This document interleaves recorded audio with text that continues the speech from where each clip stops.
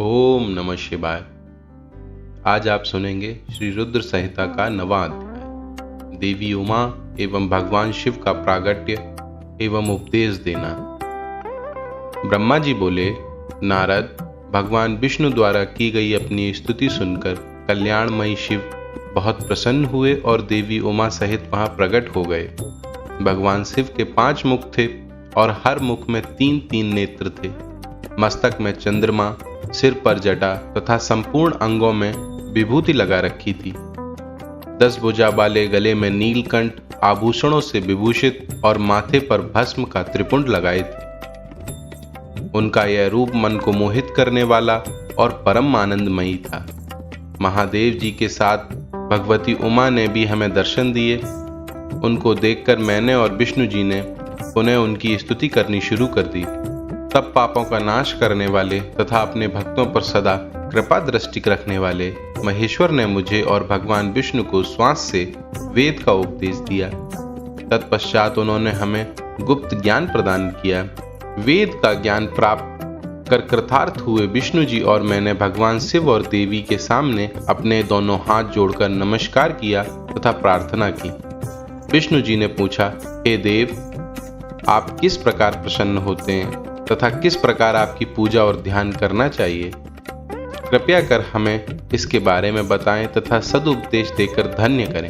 ब्रह्मा जी कहते हैं, नारद, इस प्रकार श्री हरि की यह बात सुनकर अत्यंत प्रसन्न हुए कृपा निधान शिव ने प्रीतिपूर्वक यह बात की। श्री शिव बोले, मैं तुम दोनों की भक्ति से बहुत प्रसन्न हूँ। मेरे इसी रूप का पूजन व चिंतन करना चाहिए। तुम दोनों महाबली हो, मेरे दाएं बाएं अंगों से प्रकट हुए हो। लोक पिता ब्रह्मा मेरे दाहिने पार्श्व से और पालनहार विष्णु मेरे बाएं पार्श्व से प्रकट हुए।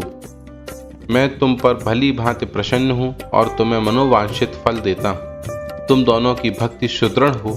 मेरी आज्ञा का पालन करते हुए ब्रह्मा जी आप जगत की रचना करें तथा भक्त विष्णु जी आप इस जगत का पालन करें। भगवान विष्णु बोले, प्रभु, यदि आपके हृदय में हमारी भक्ति से प्रीति उत्पन्न हुई है और आप हम पर प्रसन्न होकर हमें वर देना चाहते हैं, तो हम यही वर मांगते हैं कि हमारे हृदय में सदैव आपकी अनन्य एवं अविचल भक्ति बनी रहे।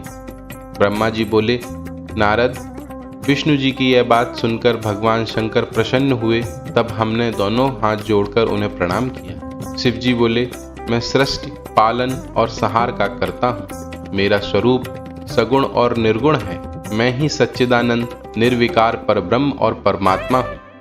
सृष्टि की रचना, रक्षा और प्रलय रूप गुणों के कारण मैं ही ब्रह्मा, विष्णु और रुद्र नाम धारण कर तीनों रूपों में विभक्त हुआ हूँ। मैं भक्त वत्सल हूँ और भक्तों की प्रार्थना को सदैव पूरा करता हूँ। मेरी इसी अंश से रुद्र की उत्पत्ति होगी। पूजा की विधि विधान की दृष्टि से हमें कोई अंतर नहीं होगा। विष्णु और ब्रह्मा और रुद्र तीनों एक रूप होंगे। इनमें भेद नहीं है। इनमें जो भेद मानेगा वह घोर नरक को भोगेगा। मेरा शिव रूप सनातन है तथा सभी का मूलभूत रूप है। यह सत्य ज्ञान एवं अनंत ब्रह्म है। ऐसा जानकर मेरे यथार्थ स्वरूप का दर्शन करना चाहिए।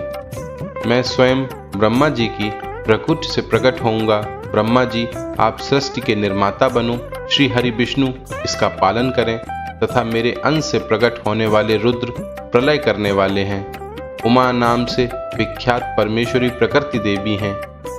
इन्हीं की शिव भूता वाग देवी सरस्वती ब्रह्मा जी की अर्धांगिनी होंगी और दूसरी देवी जो प्रकृति देवी से उत्पन्न होंगी लक्ष्मी रूप में विष्णु जी की शोभा बढ़ाएंगी तथा काली नाम से जो तीसरी शक्ति उत्पन्न होगी वह मेरे अंशभूत रुद्रदेव को प्राप्त होंगी। कार्य सिद्धि के लिए वे ज्योति रूप में प्रकट होंगी।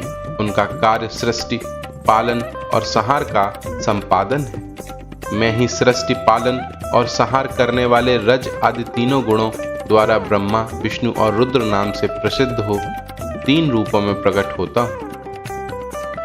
तीनों लोगों का पालन करने वाले श्री हरि अपने भीतर तमोगुण और बाहर सत्व गुण धारण करते हैं। त्रिलोक का संहार करने वाले रुद्रदेव भीतर सत्व गुण और बाहर तमो गुण धारण करते हैं तथा त्रिभुवन की सृष्टि करने वाले ब्रह्मा जी बाहर और भीतर से रजोगुणी हैं। इस प्रकार ब्रह्मा, विष्णु तथा रुद्र तीनों देवताओं में गुण हैं, तो शिव गुणातीत माने जाते हैं। हे विष्णु, तुम मेरी आज्ञा से सृष्टि का प्रसन्नता पूर्वक पालन करो। ऐसा करने से तुम तीनों लोकों में पूजनीय होगे। इस तरह यह 9वां अध्याय समाप्त हुआ। हर हर महादेव।